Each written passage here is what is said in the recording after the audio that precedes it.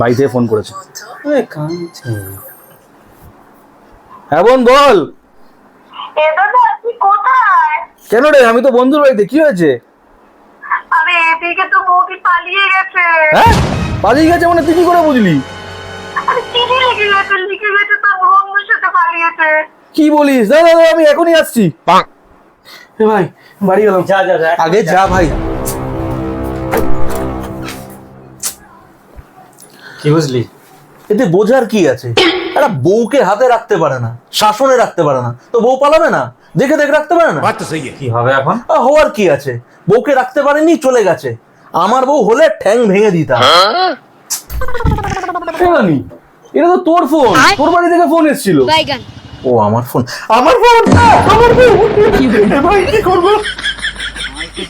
যা ঠ্যাং ভাঙে। বা বেশি পেঁয়াজি হয়েছে না তোমার? ঠ্যাং ভাঙবে। ভাই বাইকটা বের কর না, বউটাকে খুঁজতে যাই। हवा निकल गई।